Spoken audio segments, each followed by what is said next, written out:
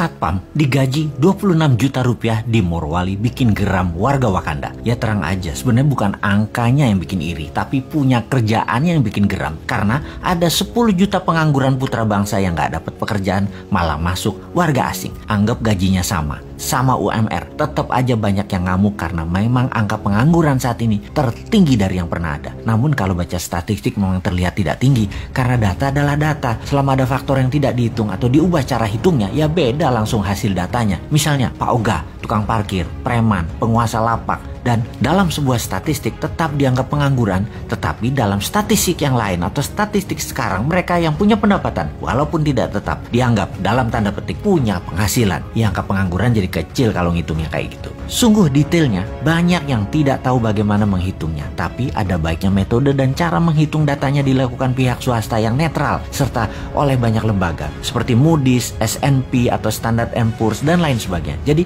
kita kembali ke topik aja deh.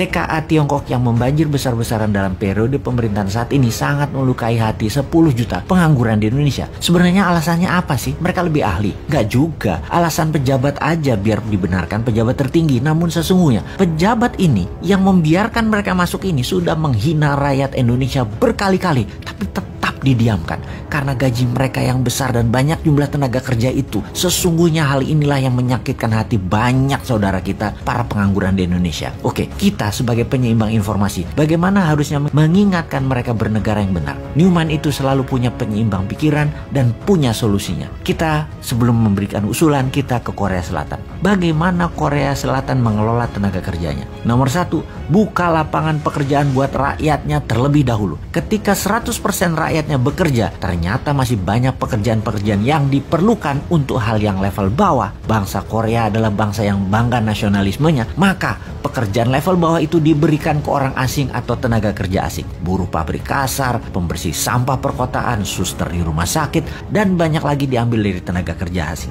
Intinya, warga Korea Selatan dilayani tenaga kerja asing. Begitu juga Hong Kong, Taiwan, Saudi, dan banyak negara lainnya, termasuk Malaysia. Mana mau orang Malaysia kerja di kebun, mending tenaga kerja asing yang melakukan dirty work itu. Dan dari beberapa negara tersebut, warga Indonesia atau buruh migran Indonesia adalah putra Indonesia yang tidak disediakan oleh pemerintah lapangan pekerjaan itu jadi budak di negeri orang. Singkatnya, kalau di negeri Wakanda, asing yang didahulukan dan dilayani oleh warga Wakanda dan pejabat Wakanda. Sedangkan rakyatnya Wakanda dianggurin plus disuruh kerja ke luar negeri jadi budak melayani bangsa asing. Jadi budak melayani bangsa asing. Solusinya Newman bagaimana? Tentunya solusi yang kita berikan pada old might penguasa. Solusinya Newman bagaimana? Solusinya adalah UKM Indonesia yang memberikan 97% lapangan pekerjaan dikembangkan, di scale up. Di setiap cabang bertumbuh dari usaha UKM atau bisnis UKM yang baru muncul di kelas menengah umumnya, rata-rata akan memberikan 20 orang lapangan pekerja baru. Kalau ada 1 juta UKM tumbuh, lapangan pekerjaannya adalah 20 juta manusia Indonesia bekerja. Hanya 1 juta UKM ditumbuhkan. Dari 6 juta UKM kelas menengah, itu sudah 20 juta manusia Indonesia